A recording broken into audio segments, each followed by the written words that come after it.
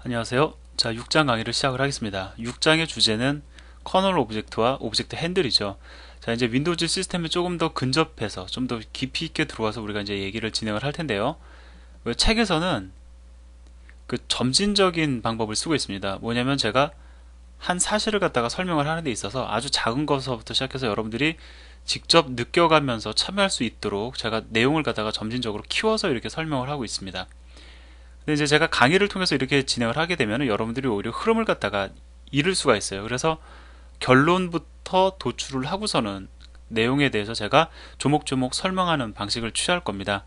그렇기 때문에 일단 여러분들이 강의를 통해서 이해를 하시면 그 이해를 바탕으로 해가지고 책에서 설명하는 내용을 여러분들이 따라가시는 것이 중요합니다. 물론 그 반대가 돼도 상관은 없어요. 책에서 여러분들이 점진적으로 따라가면서 이해했던 내용을 갖다가 제가 설명하는 내용하고 비교를 하면서 정확히 이해를 하셨는지 그것을 확인하는 과정을 거치시는 것이 상당히 중요합니다. 그래서 내용 자체가 어렵기보다는 조금 생소합니다. 여러분들에게 생소한데 여러분들이 궁금해하실 수 있는 내용들, 그 다음에 또 책에서 제가 별도로 언급하지 않은 내용들이 생각이 나는 부분들 정리해서 여러분들에게 강의를 통해서 또 추가적으로 말씀을 드리도록 노력을 하겠습니다. 자, 일단 커널 오브젝트에 대해서 먼저 이해를 해보도록 하죠. 자, 여기 나와 있는 지금 내용을 갖다 간단하게 읽어보면은 커널 오브젝트라는 거는 커널에 의해 관리되는 리소스 정보를 담고 있는 데이터 블록이라고 얘기를 합니다. 일단 우리가 커널에 대해서 간단하게 정리를 해보면은 그 OS다, 오퍼레이팅 시스템이다 라는 것은 조금 더 그 범위가 큽니다. 우리가 OS, 운영체제라고 얘기를 하죠. 자, 운영체제라는 거는 요즘 오늘날의 운영체제에 보면은 그 기본적으로 들어가 있는 프로그램들도 많아요. 또 그 프로그램을 갖다가 쉽게 사용하기 위해서 제공되는 소프트웨어들도 상당히 많습니다. 예를 들어서 윈도우즈 같은 경우에는 그림판도 있죠. 그리고 뭐 날짜 관리해주는 그런 것들도 있고요. 또 뭐 지금 뭐 미디어 플레이어도 기본적으로 들어가 있고 익스플로러도 들어가 있고 여러 가지가 많이 들어가 있습니다.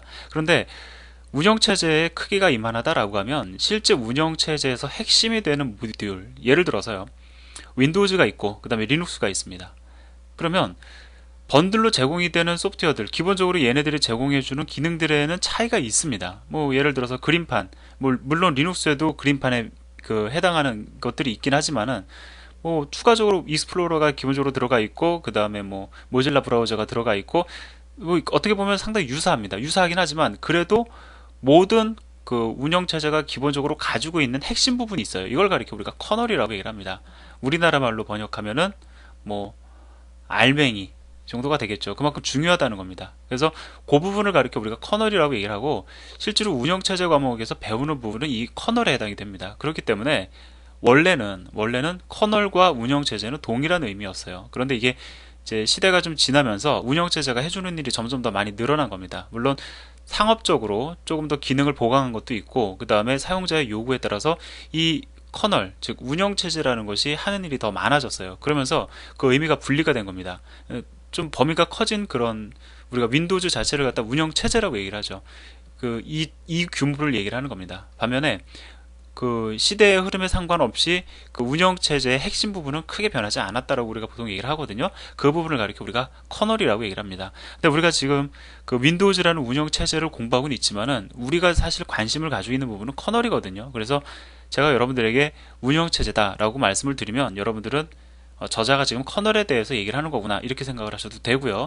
사실상 이 둘은 같은 의미이지만 오늘날 운영체제 발전에 따라서 약간 그 의미를 달리하는 경향이 있다, 이렇게 여러분들이 정리를 하시면 되겠습니다.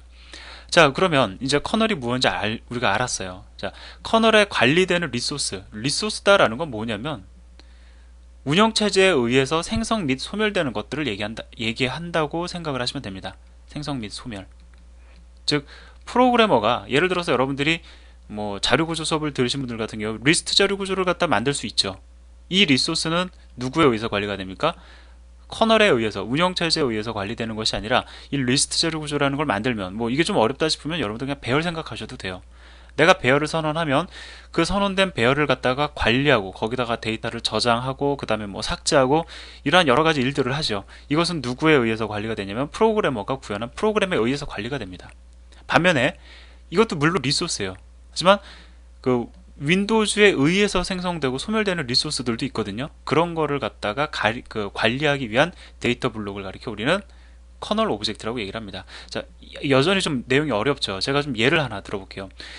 우리가 보통 파일을 갖다가 그 프로그래머가 관리하는 리소스로 이제 알고 계신 경우가 있는데, 어떠한 측면에서 바라보면은 프로그래머가 관리하는 리소스가 맞아요. 하지만 또 다른 측면으로 바라보면 얘는 운영체제에 의해서 관리되어지는 리소스입니다. 이렇게 생각을 하자고요. 예를 들어 여러분들이 뭐 fopen 등등 뭐 여러 가지 함수들이 있죠.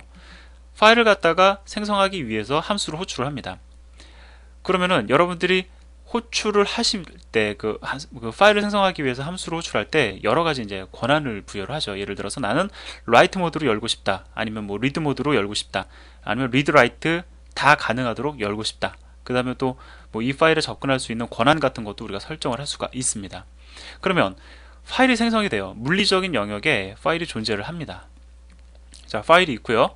그 다음에 우리는 프로그램상에서 이 파일에 접근하기 위해서 뭐 이제 다양한 시도를 합니다. 그런데 중간에 누가 이걸 가로막고 있냐면은 운영체제가 가로막고 있어요. 자, 커널이 가로막고 있습니다. OS가 가로막고서 어떠한 일을 하냐면, 만약에 이 파일이 리드 모드로 열려져 있다. 그럼에도 불구하고 여러분이 만약에 데이터를 쓰기 위해서 라이트 관련된 함수를 호출하고 있다라고 하면 그것은 허용이 안 돼야 되죠. 자, 파일 자체적으로는 그것을 허용하고 허용 안 하고 할 수 있는 능력을 가지고 있지 않아요. 누구의 도움에 의해서 파일이 허용을 할 수도 있고 허용을 안 할 수가 있냐면 바로 OS에 의해서 관리되어지기 때문에 그것이 가능한 겁니다. 다시 얘기하면은 여러분은 파일 생성을 갖다가 누구에게 요구를 했냐면은 운영체제에다가 요구를 한 거예요. 왜? 파일이라는 그 구조의 특성상 우리가 파일을 어떻게 만드는지 만드는 방법을 우리는 알고 있을 뿐이지, 실제 물리적으로 어떻게 파일을 할당을 해야 되는지 그 파일 구조에 대해서는 운영체제가 알고 있다는 거죠. 즉 우리는 그 파일 관련된 함수를 갖다가 호출을 해서 운영체제에게 파일 생성을 요구를 하면 운영체제는 그 파일을 생성을 한 다음에, 즉 우리의 요구에 맞게 생성을 하겠죠. 리드 모드로 아니면 라이트 모드로 생성을 한 다음에 합리적인 접근을 갖다가 하지 않을 경우에는 그것을 갖다가 막는 것도 운영체제에 의해서 막아지게 된다라는 겁니다. 자, 다시 말씀을 드리면은 이 실제로 파일을 생성을 해서 그것을 관리해주는 역할은 누가 해주느냐면은 바로 운영체제가 해준다라는 거죠. 자, 한 가지 예를 더 들어볼까요?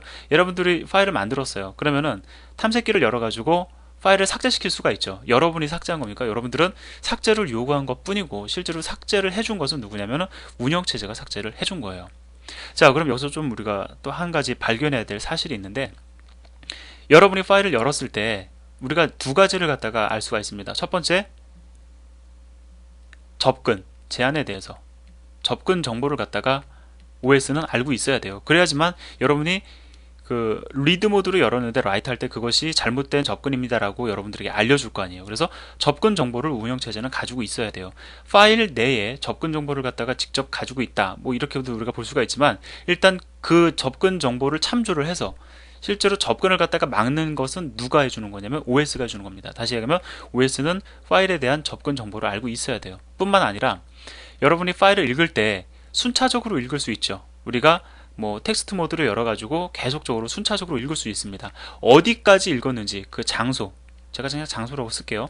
자, 어디까지 읽었는지에 대한 정보도 누가 가지고 있어야 되냐면은 OS가 가지고 있어가지고 여러분이 파일을 갖다가 리드 요청을 할 때, 예를 들어서 10바이트를 갖다가 읽겠다라고 하면 OS가 이 파일은 어디까지 읽었구나 라는 정보를 기억하고 있다가 그 이유를 갖다가 읽어서 여러분들에게 전달해 준다라는 겁니다. 자, 제가 지금 파일을 갖다 예로 들었는데 이 정보를 여러분들이 이해하시는 것이 중요한 것이 아니라, 이러한 리소스, 즉 여러분들의 요청을 갖다가 적절히 허용해주기 위해서는 OS 나름대로 이 파일이라는 리소스를 갖다가 컨트롤할 수 있는 정보가 필요한데, 바로 이러한 정보를 담은 데이터 블록을 가리켜 뭐라고 얘기를 한다고요? 커널 오브젝트다라고 얘기한다는 겁니다. 자, 그래서 여러분이 알고 있는 일반적인, 지금 사실 여러분들이 지금 알고 있는 그 리소스는 아마 파일이 대부분일 거예요. 그 이상의 리소스를 알고 계시면은 뭐 프로세스 정도 알고 있겠죠. 근데 이제 여러분들이 대부분 잘 알고 계신 게 파일이기 때문에 제가 파일을 예로 들었는데, 이제 우리가 공부하면서 윈도우즈가 관리해주는 리소스가 상당히 많다는 걸 여러분들이 아시게 될 겁니다. 그래서 뭐 파이프라는 것들도 우리가 이제 나중에 공부를 할 거고요. 그 다음에 뭐 스레드도 공부를 할 거고, 프로세스는 이미 공부를 했죠. 자, 어떠한 리소스든지 간에 윈도우즈에 의해서 관리되어지는, 즉 생성 소멸이 윈도우즈에 의해서 그 결정되어지는 그 요청이 다시 정리를 해드릴게요. 제가 조금 정신없이 얘기를 하다 보니까 제가 지금 말을 갖다가 좀 두서없이 했는데, 운영체제에 의해서 관리되어지는 리소스들이요. 자, 이런 것들은 운영체제가 관리하기 위해서 데이터 블록을 내부적으로 저장해 둡니다. 이것을 가리켜 우리는 커널 오브젝트다 라고 얘기를 합니다. 자, 다시 말씀을 드리면 윈도우즈에 의해서 관리되어지는 리소스 중에 커널 오브젝트의 생성을 동반하지 않는 것이 없다는 거죠. 자, 여러분들 프로세스 생성해 봤죠? 프로세스를 생성을 하면 해당 프로세스를 관리하기 위한 프로세스 커널 오브젝트가 생성이 됩니다. 자, 그 다음에 파일을 생성을 하죠. 여러분들이 파일을 생성하거나 아니면 오픈하거나, 자, 생성과 오픈은 뭐 예를 들어서 기존에 파일이 있었다, 물리적으로 저장되어 있었다라고 하면 오픈하겠죠. 파일이 없었다 그러면 생성하겠죠. 파일을 생성을 하더라도 그 파일에 해당하는 커널 오브젝트가 생성이 된다는 겁니다. 물론 책에서는 그림을 통해서 여러분들에게 설명을 안 했지만, 자, 이것도 마찬가지라는 거죠. 그 다음에 뭐 스레드, 우리가 이제 또 스레드에 대해서도 공부를 할 텐데, 여러분이 스레드를 생성을 하더라도 스레드의 커널 오브젝트가 생성이 된다는 겁니다. 자, 그럼 각각의 커널 오브젝트에 존재하는 데이터들은 어떨까요? 자, 다 다릅니다. 예를 들어서 파일 같은 경우에는 어디까지 읽었는지에 대한 장소 정보, 그 위치 정보, 그 다음에 접근을 어디까지 허용할 것이냐에 대한 접근 정보, 이런 것들을 갖다가 관리해야 되겠죠. 반면에 프로세스 같은 경우에는 그 관리돼야 되는 정보가 다릅니다. 제일 중요한 게 뭐가 있죠? 프로세스의 상태 정보 중요하죠. 상태 정보를 커널 오브젝트에 저장해 놔야만 스케줄러에 의해서 얘를 갖다가 실행 가능한 상태로 둘 것인지 어떻게 할 것인지 결정할 수가 있습니다. 또 무엇이 있을까요? 아직 제가 구체적으로 설명은 안 드렸지만 프로세스마다 우선순위라는 게 있습니다. 예를 들어서 우선순위가 다양하게 이제 부여가 되는데, A라는 프로세스가 있고 B라는 프로세스가 있는데 A가 B보다 우선순위가 높다라고 하면 실행에 있어서 우선권을 갖다가 A에게 줍니다. 프로세스 A에게 줍니다. 그런 우선순위 정보도 있어요. 자, 이렇게 그 리소스마다 관리돼야 되는 데이터가 다르기 때문에 사실 커널 오브젝트라는 것은 모든 그 리소스의 커널 오브젝트가 동일한 것이 아니라 각기 다 다르게 디자인되어 있다. 자, 여기까지 여러분들이 이해를 하시면 되겠습니다. 자, 그림을 통해서 한번 제가 좀 더 설명을 드리면은, 우리가 프로세스 생성할 때 create process라는 함수로 호출을 하죠. 자, 그럼 어떻게 되느냐?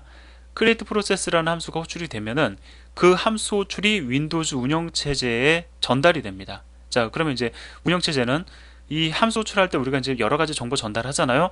그 정보를 가지고 뭐를 생성을 하냐면 프로세스를 생성을 해요. 근데 프로세스만 생성하는 것이 아니라 그 순간 그 프로세스의 정보를 담고 있는, 그리고 그 프로세스를 관리하기 위해서 필요한 커널 오브젝트도 동시에 생성이 된다는 겁니다. 자, 물론 이 커널 오브젝트는 이 프로세스의 정보들로 채워져 있겠죠. 자, 이러한 형태로 관리가 되어집니다. 자, 그 다음에 요거는 뭐냐면, 자, 윈도우즈를 갖다가 디자인할 때 그 마이크로소프트의 개발자들이 커널 오브젝트를 갖다가 관리하기 위한 구조체를 내부적으로 선언을 해 두었을 거라고요. 그 다음에 그 구조체, 예를 들어서 뭐 프로세스 관련해서 뭐 언더바, 이건 제가 이제 임의적으로 붙여준 이름입니다. 실제 이러한 이름을 가지고 있는 건 아니고요. 자, 언더바 p 오브젝트라는 이름의 구조체를 정의한 다음에 이 구조체는 프로세스 커널 오브젝트를 관리하기 위한 그 모델이 되는 구조체다라고 정의를 해 놓았을 거라는 거죠. 그래서 이것을 바탕으로 해서 생성되는 것이 바로 커널 오브젝트다라는 겁니다. 자, 이거는 제가 이제 프로세스 관리 구조체라고 제가 임의적으로 이제 이름을 부여한 건데, 이러한 구조체는 리소스의 개수만큼 있겠죠. 관리돼야 되는 리소스의 개수만큼 있을 겁니다. 물론 이 멤버들은, 구현되어 있는 멤버들은 각기 다르겠죠. 자, 이렇게 해서 여러분들은 전체적으로 프로세스 생성이라는 것은 단순히 실행 가능한 프로그램의 생성뿐만이 아니라 그 프로세스를 관리하기 위한 커널 오브젝트의 생성도 동반이 되고, 그 커널 오브젝트가 왜 필요한 것인지도 여러분들은 이제 이해를 하신 겁니다.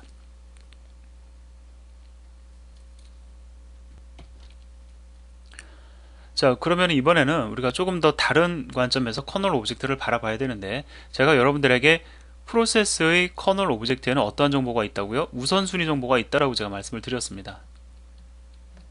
자, 우선순위 정보가 있어요. 그런데 이 커널 오브젝트라는 것은 상당히 그 중요한 요소이기 때문에 운영체제에 의해서 관리되는 겁니다. 우리 프로그래머가 직접적으로 접근할 수 있는 영역이 아니에요. 자, 그래서 여러분이 프로세스를 생성을 하면은 프로세스의 커널 오브젝트도 생성이 되죠. 자, 근데 여러분이 예를 들어서 현재 이 우선순위가 마음에 들지 않아요. 이 우선순위를 좀 더 높였으면 좋겠습니다. 그러면은 어디에 접근을 해야 되냐면은 커널 오브젝트에 접근을 해야 되겠죠. 접근을 해서 우선순위 정보를 바꿔줘야 됩니다. 우선순위를 높여줘야 되겠죠. 그런데 이 커널 오브젝트는 상당히 중요하기 때문에 개발자들에게 접근이 허용이 안 된다고 제가 말씀을 드렸죠. 대신 직접적인 접근은 불가능하지만 간접적 접근은 가능합니다. 간접 접근이라는 게 뭘 얘기하는 거냐면, 여러분들이 프로세스 커널 오브젝트의 어떠한 요소, 예를 들어서 우선순위에 관련된 정보를 바꾸길 원한다, 우선순위를 높여주기 원한다, 그에 해당하는 그러한 기능을 제공할 수 있는, 그러한 기능에 해당하는 관련된 시스템 함수를 갖다가 제공을 해준다라는 거죠. 자, 그러면 예를 들어서 프로세스를 여러분들이 생성을 했어요. 그러면은 프로세스가 생성이 되면은 커널 오브젝트도 더불어 생성이 되겠죠. 그 다음에 우선순위를 높이는 함수의 이름, 그냥 업이라고 합시다. 간단하게 업이라는 함수가 있습니다. 그러면 이 업이라는 함수를 호출해 가지고 프로세스의 커널 오브젝트에 존재하는 우선순위를 높이고 싶어요. 그러면 어떻게 해야 될까요? 그냥 단순히 업이라는 함수를 호출하면 끝이 날까요? 자, 업이라는 함수가 있다고 하더라도 이거를 갖다가 호출함으로 인해서 그냥 얘기가 종결되지는 않습니다. 왜냐하면 프로세스는 여러 개가 있을 수 있잖아요. 자, 뭐 A라는 프로세스도 있고 B라는 프로세스도 있고 C라는 프로세스도 있습니다. 자, 여러분은 지금 여러분 입장에서는 내가 우선순위를 높이고 싶은 프로세스는 B라는 프로세스예요. 그러면은 이 업이라는 함수를 갖다가 호출하면서 B라는 프로세스의 우선순위를 높이고 싶습니다라고 알려줘야 될 거 아니에요? 자, 다시 얘기하면은 B라는 프로세스의 커널 오브젝트 정보를 인저로 전달해 줘야 된다는 겁니다. 근데 어떻게 우리가 접근할 수 있나요? 실제로 여러분들이 프로세스 생성해 보셔서 아시겠지만 커널 오브젝트에 접근할 수 있는 레퍼런스라든가 포인터라든가 이런 것들이 아무것도 안 넘어옵니다. 자, 그런 게 넘어온다라는 얘기는 우리가 임의적으로 접근이 가능하다는 얘기가 되는 거죠. 그것을 막기 위해서 어떤 간접적인 접근을 갖다 허용하기 위해서 함수를 제공할 뿐 이것에 직접적으로 접근할 수 있는 도구는 제공을 해주지 않고 있어요. 자, 그러면은 함수가 무용지물이죠. 자, 이것을 막기 위해서 어떠한 정보를 추가적으로 만들어주냐면, 자, 핸들 정보라는 것을 줍니다. 예를 들어서요, 여러분들이 프로세스를 생성을 하죠. 그러면은 프로세스가 생성이 되면서 프로세스 커널 오브젝트가 같이 생성이 되죠. 이 프로세스 커널 오브젝트에 우리가 아니죠. 운영체제가 번호를 매깁니다. 얘를 고유하게 구분하기 위해서, 예를 들어서 이 프로세스 커널 오브젝트는 번호가 9다. 넘버가 9다라고 하면 얘의 고유한 번호가 될 겁니다. 이 번호를 가리켜 우리가 뭐라고 얘기를 하냐면 핸들이라고 얘기를 해요. 자, 이 핸들 정보를 여러분들은 얻을 수가 있습니다. 반환받을 수가 있어요. 자, 그러면 우리가 이제 어떤 식으로 우리가 함수를 호출할 수가 있냐면, 우선순위를 높이기 위해서 업이라는 함수를 호출하면서 이 핸들에 해당하는 9를 인자로 전달할 수가 있겠죠. 자, 그러면 어떻게 됩니까? 자, 이 업이라는 함수는 이 9라는 숫자가 매핑되어 있는 커널 오브젝트의 우선순위 정보를 높여야겠구나라고 생각을 합니다. 자, 그럼 어떻게 될까요? 일단 9라는 숫자를 보니까 이 프로세스의 커널 오브젝트예요. 그러면 얘의 멤버에 있는 우선순위를 높여줍니다. 자, 높여주면 어떻게 되죠? 이제 스케줄러가 가끔씩 와서 보다 보니까 얘는 우선순위가 높아요. 그러면은 실행의 우선권을 얘에게 부여를 하겠죠. 자, 이러한 식으로 진행이 됩니다. 다시 말씀을 드리면 커널 오브젝트에 우리가 직접적인 접근은 허용이 안 되지만 핸들이라는 걸 통해서 우리가 어떠한 커널 오브젝트의 정보를 이렇게 바꿔주십시오라고 요청할 수가 있다는 거죠. 그것이 바로 핸들입니다. 그 다음에 제가 커널 오브젝트에다가 숫자를 매겨준다라고 제가 말씀을 드렸는데, 실제로 핸들 정보는 인트형 자료형입니다. 근데 이제 타입을 보면은 뭐 핸들 타입이다 이렇게 해가지고 이제 뭐 이름이 있는데, 실제로 이런 정수로 매핑이 되어 있는 아주 단순한 거예요. 자, 상당히 어려운 내용들을 우리가 공부한 것 같지만 실제로 상당히 단순합니다. 커널 오브젝트는 결국은 뭐예요? 구조체 변수죠. 단순합니다. 구조체 변수입니다. 그 다음에 핸들은 뭐예요? 그냥 숫자입니다. 구조체 변수고 숫자죠. 구조체 변수와 숫자를 갖다가 하는 역할을 상당히 중요하게 하다 보니까 이제 커널 오브젝트라는 이름을 부여한 거고 핸들이라는 이름을 부여한 것 뿐입니다. 여기에까지 제가 설명드린 내용도 여러분들이 기본적으로 C 언어만 알고 계시면 어떻게 내부적으로 처리를 하겠구나라는 것을 여러분들이 연상할 수가 있는 그러한 쉬운 내용들입니다. 자, 그래서 핸들을 우리가 얻어야 되는데 핸들을 얻는 방법은 리소스마다 다릅니다. 파일 같은 경우에는 우리가 이제 쉽게 알 수가 있는데, 예를 들어서 파이프 같은 경우에 얻는 방법이 다릅니다. 프로세스 같은 경우 아직 우리가 어떻게 얻는지 확인 안 했죠. 자, 확인해 볼 겁니다. 얻는 방법이 다릅니다. 스레드도 역시 다릅니다. 다시 말씀을 드리면, 여러분이 일반적으로 핸들을 어떻게 얻는구나 라고 이해를 하시는 것이 아니라 리소스별로 핸들 얻는 방법을 일일이 다 체크하셔야 된다는 거죠. 자, 그래서 우리가 지금은 현재 프로세스에 대해서 얘기를 하고 있으니까 이번 시간에 여러분들이 아실 거는 뭐냐면 어떻게 프로세스의 핸들 정보를 얻을 수 있는가, 그것만 여러분들이 일단은 신경을 쓰시면 됩니다. 자, 예제를 보도록 할게요. 우리가 이제 프로세스를 생성을 할 수가 있는데 커널 오브젝트에 접근을 해가지고 우선순위를 높이는 예제를 여러분들과 제가 함께 보도록 하겠습니다. 여러분들은 실제로 실행을 한번 해보신 상태에서 저의 설명을 들으시는 게 좋을 것 같고요. 자, 얘가 6-1이고요. 얘가 6-2입니다. 6-1에서는 일단 이 예제를 갖다가 operation2.exe라는 이름으로 실행 파일을 만들고요. 그 다음에 6-1에서는 이 프로그램을 실행을 시켜서 이제 하나의 독립된 프로세스를 생성을 합니다.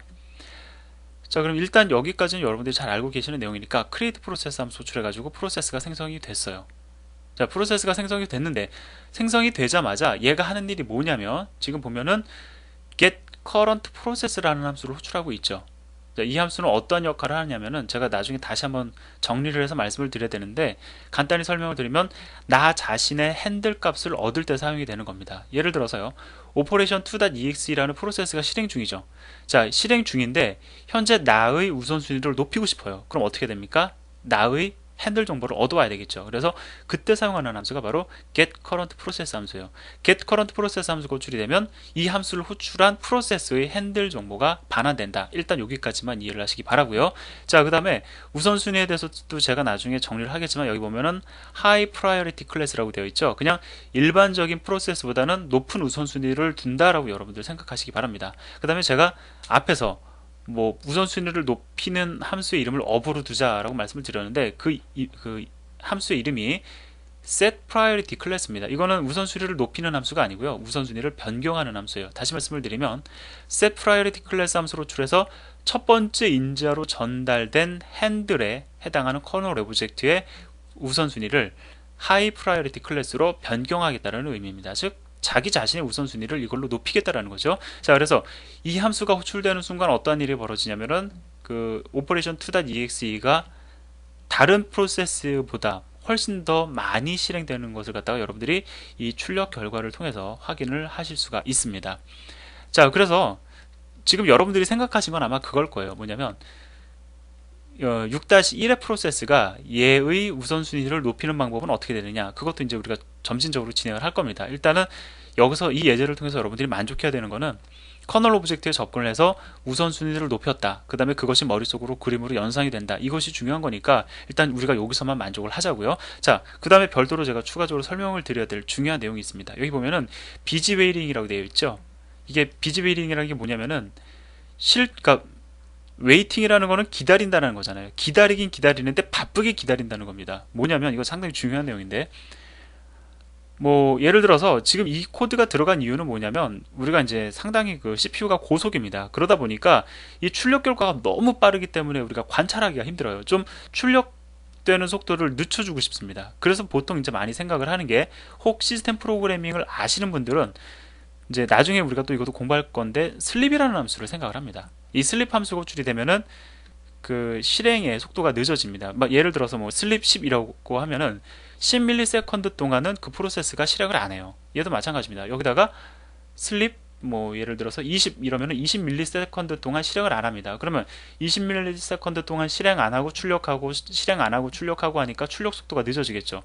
얘도 마찬가지입니다. 실행 안 하고 출력하고 실행 안 하고 출력하고 하니까 그만큼 늦어질 겁니다. 그러면 여러분들에게 그냥 이 슬립 함수에 대해서 여러분들에게 소개를 해드리면서 그냥 코드를 간단하게 가지고 가면 되지 뭐하러 이렇게 포르프를 갖다가 복잡하게 이중을 해서 돌리느냐, 거긴 이유가 있어요. 왜냐하면 슬립 함수 같은 경우에는 어떠한 상태로 가냐면은 그 우리 프로세스의 상태에 대해서 우리가 공부를 했었죠.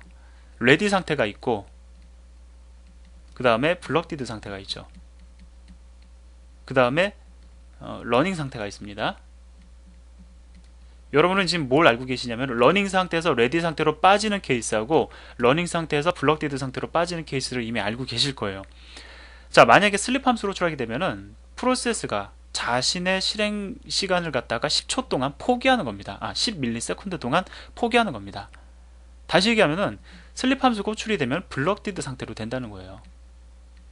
자, 하지만 이런 식으로 해서 비즈베이링을 시켜버리면 어떻게 되냐면은 계속 돌다가 CPU가 계속 사용되다가 우선순위가 높은 놈이 등장을 하면은 그 우선순위가 높은 프로세스에게 실행의 권한을 넘겨줘야 되잖아요. 어쩔 수 없이 울며 겨자 먹기로 넘겨주는 거죠. 그렇기 때문에 블럭데드 상태로 되는 게 아니라 레디 상태로 됩니다. 레디 상태가 되어서 나도 실행되기를 기다리는 상태가 된다는 거죠. 자, 우리의 예제의 특성은 어떻습니까? 우선순위에 의해서 우선순위가 높고 낮음에 따라서 실행의 그 양을 갖다가 확인하자는 건데, 이거를 갖다 슬립으로 둬버리면 어떻게 됩니까? 서로 주거니 받거니 실행을 하기 때문에 우리가 원하는 결과를 얻을 수가 없습니다. 지금같이 비즈베이링 상태로 우리가 막 돌리면 어떻게 되죠? 울며 겨자 먹기로 우선순위 높은 애에게 양보하는 그런 현상을 확인할 수가 있는 거죠. 그렇기 때문에 비즈베이링 상태로 뒀다는 것을 여러분들이 기억을 하시기 바랍니다. 자, 그럼 실행 결과를 좀 보도록 하죠. 자, 여기 보면은 operation 2.exe, 즉 우선순위가 높은 프로세스가 확실히 엄청난 속도로 지금 실행되고 있음을 여러분들이 관찰을 하실 수가 있는데, 자, 여기 보면은 OPE라고 지금 되어 있는 부분이 있고요. 자, 제가 관찰을 위해서 좀 진하게 표시를 했습니다. OPERA 그 다음에 TIONE까지 지금 출력이 됐죠. 이 출력은 어디에 의해서 이루어지고 있는 거냐면 그 부모 프로세스에 의해서, 우선순위를 높이지 않은 프로세스에 의해서 지금 출력이 되고 있는 것을 여러분들이 관찰할 수가 있습니다. 이걸 통해서 우리가 또 여러 가지를 알 수가 있는데요. 참 얘기를 하다 보니까 끝이 없네요. 잠깐 앞으로 가서 설명을 드리면, 자, 여기서 출력 함수가 하나가 완전히 완료가 되고 난 다음에, 여기서 출력기 관련된 함수가 완전히 끝이 난 다음에 실행의 순서를 우선순위가 높은 다른 프로세스에게 넘겨주는 것이 아니라, 한 함수가 완전히 호출되기 이전에라도, 즉 함수 호출이 완료되기 이전에라도 우선순위는 넘어갈 수 있다라는 겁니다. 자, 이게 왜 그러냐면은 우선순위를 갖다가 넘기는 기준은 함수 단위가 아니에요. 함수가 완료돼야지 넘기는 그런 기준이 아니고, 우리가 인스트럭션이 그 명령어가 처리되는 CPU 관점에서 명령어를 그 해석하고 그 다음에 처리를 하죠. 이러한 명령어 단위로 이동이 됩니다. 하나의 명령어. 그러면 하나의 함수 호출은 경우에 따라서 10개의 명령어로 구성이 될 수도 있고 30개의 명령어로 구성이 될 수도 있잖아요. 그렇기 때문에 그러면 30개의 명령어가 우선순위가 자꾸 밀려가지고 한 번씩 한순간에 하나의 명령어만 실행을 시키고 우선순위를 넘기는 방식으로 예제가 실행이 된다면, 하나의 함수가 완료됨에 있어서 총 30번의 실행 기회를 얻어야 될 수도 있다는 겁니다. 지금 보면은 그런 현상을 보여주고 있죠. 보면은 이 순간에 우선순위가 낮은 그 프로세스가 실행 기회를 얻었어요. 그랬다가 바로 또 넘겨주고 있죠. 자, 여기서 또 한 번 얻었습니다. 그리고 여기서 또 한 번 얻었죠. 즉 이러한 형태로 드문드문 얻어가면서 실행을 완료시키게 된다는 겁니다. 이 실행 결과를 통해서 여러분들은 프로세스의 특성을, 즉 우선순위가 높고 낮은 그 프로세스들의 실행의 특성을 여러분들이 그 관찰하실 수가 있어야 됩니다. 자, 이렇게 해서 일단 비즈베이링에 대해서도 여러분들에게 제가 설명을 드렸고요. 그 다음에 커널 오브젝트에 대해서도 제가 여러분들에게 설명을 드렸죠. 여기까지의 내용을 정리를 하시고 다음 시간에 또 이어서 진행을 하도록 하겠습니다. 감사합니다.